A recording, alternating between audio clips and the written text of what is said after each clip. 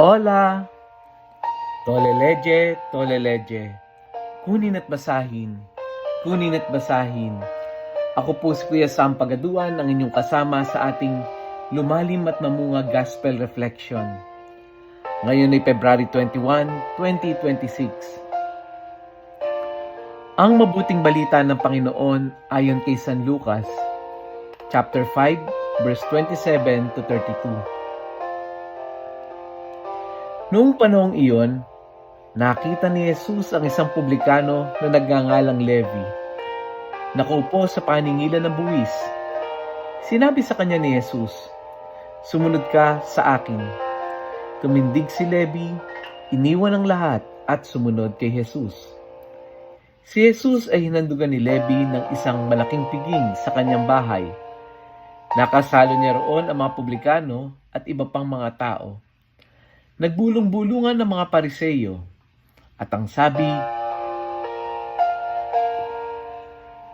kasama nila mga eskriba, at sinabi sa mga alagad ni Jesus, "Bakit kayo kumakain at umiinom na kasalo ng mga publikano at namamakasalanan?" Sinagot siya ni Jesus, "Hindi nangangailangan ng manggagamot ang walang sakit, kundi ang may sakit. Naparito ako hindi upang tawagin ang mga matuwid, kundi ang mga makasalanan upang sila'y magsisi." Ang mabuting balita ng Panginoon. Pinupuri ka namin, Panginoong Hesukristo. Magandang araw po sa inyong lahat. Magandang gabi para sa mga nasa kabilang part ng mundo. Sa gospel natin ngayon, narinig natin yung kwento ni Levi, isang maniningil ng buwis o yung tinatawag nating publikano. Noong panahong iyon, ang tax collector ay hindi lang isang simpleng empleyado. Sila ay tinuturing na makasalanan, traidor at mapagsamantala. May posisyon si Levi, kumikita si Levi, may security. Pero nang sinabi ni Jesus sa kanya, "Sumunod ka sa akin," ano yung ginawa niya? Iniwan niya ang lahat at sumunod kay Jesus. Isang maikling pangungusap, pero napakalalim ng kahulugan. Iniwan niya ang kanyang hanap buhay, iniwan niya ang kanyang dating identity, iniwan niya ang kanyang komportableng buhay. Kaya sa gospel na ito, malinaw na ang tawag ni Jesus is very personal. Hindi niya sinabi na, "Pag-isipan mo muna." Hindi niya sinabi na, "Maghanda ka muna." Isa lang yung sinabi ni Jesus, "Sumunod ka sa akin." At ang tugon ni Levi naman ay agad-agad. Hindi niya alam yung buong detalye na kanyang kakaharapin, pero alam niya kung sino ang tumatawag sa kanya. At doon pumapasok yung salitang, "worth it."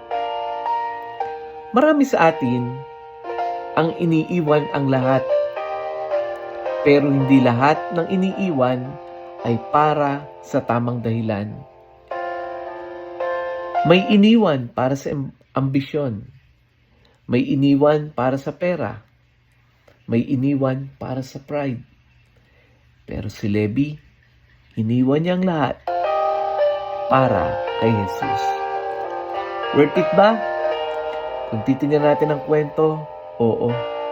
Dahil mula sa pagiging tax collector, naging alagad siya. Mula sa pagiging tinuturing na makasalanan, naging witness siya ng gospel. Minsan, iniiwan natin ang marami para sa pansamantalang tagumpay. Pero ang paanyaya ni Jesus ay iwan ng pansamantala para sa walang hanggan. Paano natin maia-apply, maisasalabat yung gospel natin ngayon sa ating buhay? Number 1, after this reflection, take time to reflect. Suriin, ano nga ba yung mas mahalaga ngayon sa buhay mo? Yung career ba? O ambisyon ba? O tawag ng Diyos? Pangalawa, huwag tayong matakot Magtiwala tayo kahit hindi malinaw ang hinaharap. Ang mahalaga ay malinaw kung sino ang sinusundan natin. Let us pray. Panginoong Jesus, salamat sa iyong paanyaya na sumunod sa iyo. Bigyan mo kami ng lakas ng loob na iwan ang anumang humahadlang sa amin upang mas maging malapit sa iyo. Tulungan mo kaming makita kung ano ang tunay na mahalaga. Kapag tinawag mo kami, naway magkaroon kami ng pusong handang sumunod. Kahit mahirap, kahit may iiwan. Amen. Friends, baka may kakilala kang may kailangang desisyon sa buhay, may kailangang iwan, o may pinipiling landas ngayon. Baka ito yung gospel message na para sa kanila.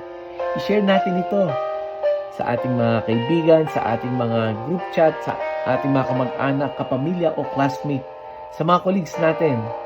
Dahil minsan, yung simpleng pag-share, ito ay nagiging simula ng bagong pagsunod kay Jesus. Muli, ako po si Kuya Sam Pagaduan, lagi nag-aanyaya. Halina, tayo ay lumalim at mamunga.